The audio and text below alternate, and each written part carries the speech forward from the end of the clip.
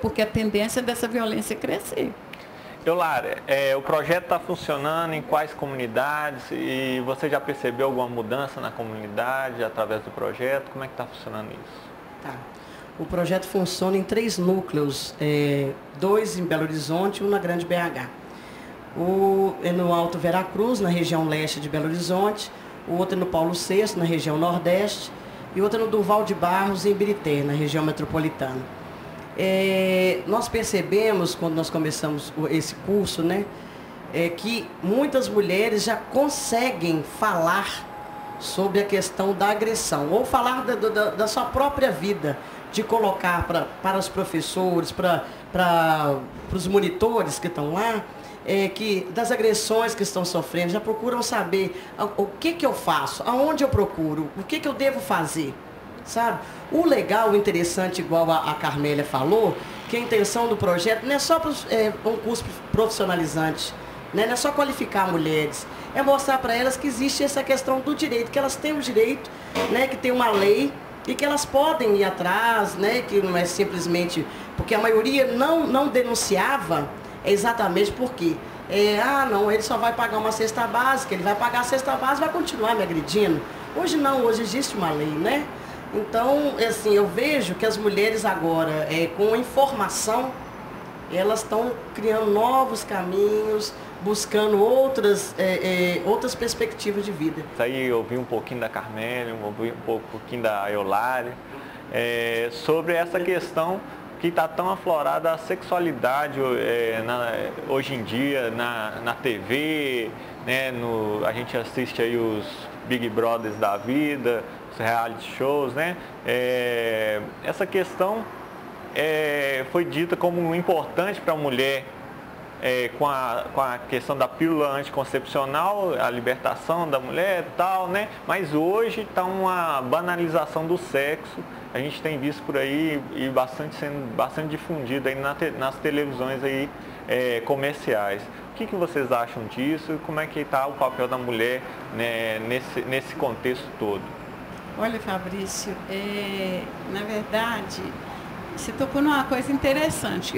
Raramente eu preocupo com isso, falo disso, mas sobretudo nesse curso eu tenho conversado com as mulheres sobre a questão do afeto. Porque eu acho que, infelizmente, algumas mulheres, como eu disse, a luta da UBM, do Movimento Popular da Mulher, não se trata, a corrente emancipacionista coloca bem que é uma luta contra uma sociedade opressora, né? Não é uma luta de homens e mulheres, tem muitas mulheres machistas também. Mas eu costumo dizer o seguinte, infelizmente tem muitas mulheres que pensam que conquistar direitos é fazer o que dá na telha, é fazer o que a gente condena muitas vezes nos homens. Né? É porque se eles fazem, porque eu também faço. Mas eu costumo dizer, e é isso que eu tenho dito para as mulheres, independente da questão sexual, tudo que a gente vai fazer é preciso investimento de afeto. Né? Eu costumo falar com elas, é preciso investimento. E quando se fala em investimento, pensa-se em dinheiro. E muitas vezes a gente nem coloca dinheiro em determinado investimento, mas o afeto, mesmo quando é um investimento financeiro, é preciso que você coloque afeto, é preciso que envolva sentimento. Eu explico para as mulheres assim, acontece uma coisa e você embrulha aquela coisa com sentimento. Você vai fazer alguma coisa, você dá um invólucro de sentimento naquela coisa, porque só assim aquela coisa pode se tornar prazerosa, agradável, você contar aquilo como uma conquista real. Então, o sexo, eu acho que mais do que qualquer outra coisa. Se não há afeto, infelizmente, é só uma transa. Eu considero a mesma coisa de você pegar uma pizza gigante e comer ela inteira. Entendeu? Eu vejo dessa forma. Bom, outra entrevistada do programa de classe é a professora Vanessa Portugal, que também é uma militante incontestável da luta das mulheres. Bom, Vanessa, eu gostaria de começar essa conversa nossa para você explicar um pouco sobre o dia 8 de março, o que simboliza esse dia para as mulheres. Bom, existem algumas discussões dentro do movimento feminista que no dia 8 de março teria tido uma greve de trabalhadoras de uma indústria têxtil nos Estados Unidos, e essas mulheres teriam sido mortas queimadas dentro da indústria. E que quando abriram as portas, como elas estavam tingindo um tecido lilás, essa era a cor predominante, por isso a cor lilás no 8 de março. Há dúvidas sobre a veracidade ou não dessa história, mas, de qualquer forma, o que é incontestável é que esse dia ele foi definido numa reunião da Segunda Internacional Comunista, proposto por Clara Zetkin, que era uma militante comunista feminista, como um dia de luta das mulheres trabalhadoras. E isso é importante resgatar. Não é um dia comercial de comemoração do Dia das Mulheres. É um dia de luta das mulheres trabalhadoras por igualdade e por condições dignas de vida dentro da sociedade. A gente tem observado aí, né, na mídia tradicional, um grande debate relacionado aí a questão do aborto, principalmente aí depois que houve esse caso do estupro de um padrasto de uma menina de 9 anos com filhos gêmeos. Qual que é o posicionamento do movimento com relação à postura da igreja e quais são os principais entraves que esse movimento tem com relação a essas posturas? Primeiro que nós entendemos que a realização do aborto ou não é uma discussão individual. Nós não estamos aqui para defender realizar o aborto ou não. O que nós defendemos é que o aborto não deve ser considerado uma prática ilegal, porque não é ilegal na realidade. Poucas pessoas defenderiam que se prendesse as pessoas que elas conhecem que realizaram o aborto. E quase todo mundo conhece alguém que realizou o aborto. O que nós entendemos é que o direito de decidir é um direito individual e que nós devemos respeitar as crenças religiosas de cada um.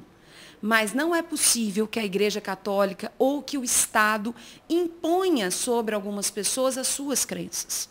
Então, a mulher tem o direito de decidir sobre a realização do aborto ou não. O número de jovens, adolescentes, pobres, que morrem em função do aborto é imenso. E hoje existe uma hipocrisia social. Na realidade, a burguesia faz o aborto seguro. Quem não faz é a classe trabalhadora, né? Esse caso, ele vem demonstrar o quanto hipócrita e o quanto absurda é a posição de ser contrário à realização do aborto, a ponto de se defender que a menina poderia morrer, ou então uma menina de 9 anos teria que ter filhos gêmeos vindos de um estupro, porque por uma concepção religiosa. E aí nós acreditamos que está errado. Nós temos estudos aí que revelam que a mulher passa mais tempo dentro das escolas, mais tempo de estudo, e isso não se reflete no mercado de trabalho. Você tem encontrado isso no dia a dia? Os dados dizem que, primeiro, aumentou o número de mulheres, né, dentro das universidades. A média das mulheres que estão no mercado de trabalho é uma média de escolaridade superior às dos homens. Agora, as mulheres ainda continuam recebendo, a média salarial das mulheres é por volta de 70% do que os homens recebem.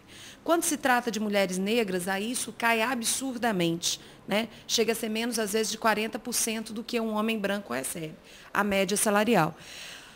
O que nós insistimos em dizer é que isso é um reflexo claro de que o machismo ele não acabou. Ele muda de forma. Mas nessa sociedade capitalista, muito antes pelo contrário, ela utiliza o machismo para explorar o trabalho das mulheres e ter uma justificativa para fazer essa exploração.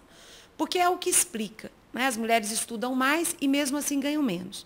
Agora, vale ressaltar que ainda dentro das universidades ainda existe uma discriminação. Porque os cursos que têm maior aceitação no mercado de trabalho, nestes cursos ainda predomina os homens, os cursos de medicina, as engenharias, ainda há uma predominância masculina nesses cursos.